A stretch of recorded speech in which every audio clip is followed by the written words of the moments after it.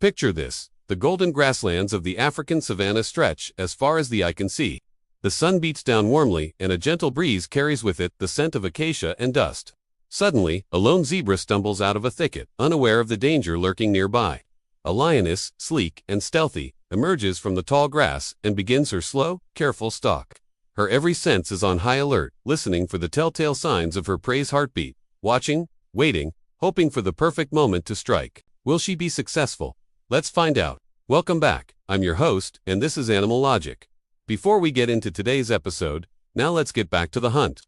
Now when most people think of lions, they imagine them making a mad dash across the plains, leaping onto unsuspecting zebras or wildebeest and dragging them away from the herd. While such attacks do happen, the lion doesn't usually go for this risky loud assault unless absolutely necessary. You see, lions are known to be very patient animals and will wait until the opportunity arises for an easy meal. In fact, these majestic cats don't often chase down their prey, because they are more than capable of catching their dinner with sheer strength and speed if need be.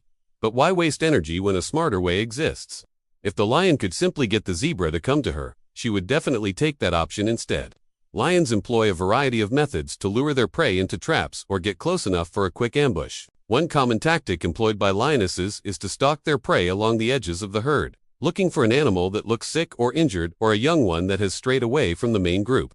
These vulnerable members of the herd are the easiest to catch and offer the most calories for the least amount of effort. For example, a newborn calf or an old frail zebra won't be able to run as fast or as far as a healthy adult. So naturally, the lion will save its energy for the harder prey. But there are times when the lion must take down a healthier animal. This is where the thrill of the chase comes in. Here's how it goes down. When the lioness gets close enough to the herd, she lets out a loud roar that sends the animal scattering. She then chooses one animal to pursue and begins running after it. As the prey tries to escape, the lioness keeps pace, relying on her sharp eyesight and long legs to keep up with her quarry. She doesn't go all out immediately, but instead lets the prey tire itself out a bit. Once the animal starts slowing down, the lioness closes in for the kill, tackling it and suffocating it with her powerful paws. The entire pursuit and takedown is a thing of beauty, a testament to the power and grace of these magnificent creatures. But why does the lion allow the zebra to run free for so long? Why not just end the chase quickly with a well-placed bite or claw? Well, here's the thing. Chasing and killing prey isn't just about physical prowess. It's also about strategy and stamina. By letting the zebra run, the lion is able to conserve its own energy, which is essential for the long-term survival of both the lion and its prey. You see, lions can't eat as much meat as some other predators, like hyenas, and they don't want to waste precious calories on a fruitless chase.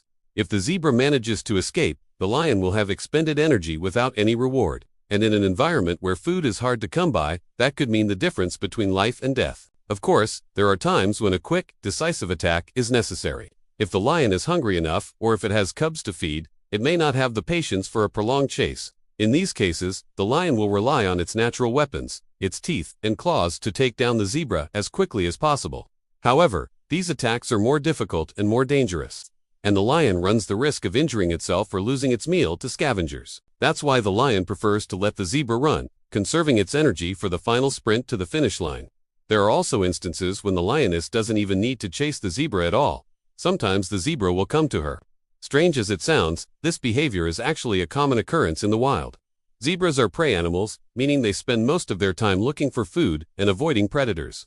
To do this effectively, they need to be constantly moving, which means they often come across lion territory. When this happens, the zebra will sometimes approach the lion rather than running away. This behavior is known as investigation and is thought to be a way for the zebra to assess whether or not it is in danger. By approaching the lion, the zebra can get a better sense of the situation and decide whether or not it needs to run. This behavior has been observed in other animals as well, such as impala and wildebeest, and it is thought to be a way of reducing the chances of being attacked by a predator. However, there are times when the zebra will come to the lion willingly. This behavior is known as appeasement and occurs when the zebra is trying to avoid being killed. In these cases, the zebra will approach the lion and lower its head, ears, and tail, exposing its flanks and making itself appear as small and harmless as possible.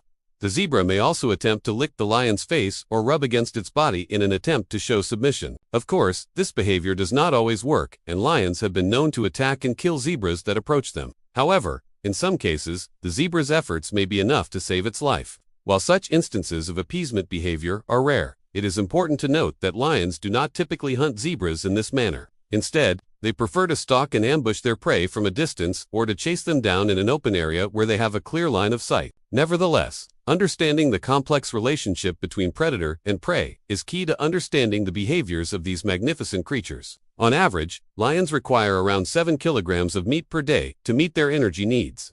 This translates to roughly 20 pounds of meat per day.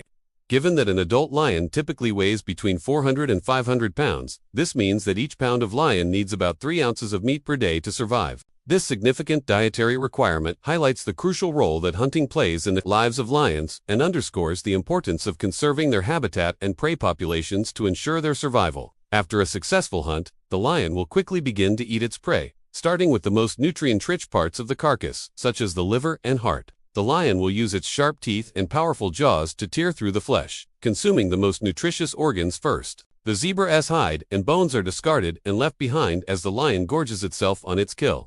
Once the lion has had its fill, it will leave the remaining scraps for the scavengers and hyenas, which are known to steal kills from lions. If there are no other predators around, the lion may return to the carcass later to finish off what it didn't eat earlier. In addition to providing nourishment, eating the zebra also helps the lion to remove any lingering sense of prey from its own body. This is an important part of the hunting process as it helps the lion to avoid detection by other predators or scavengers. By consuming its prey thoroughly, the lion is able to mask its own odor and continue hunting without being followed.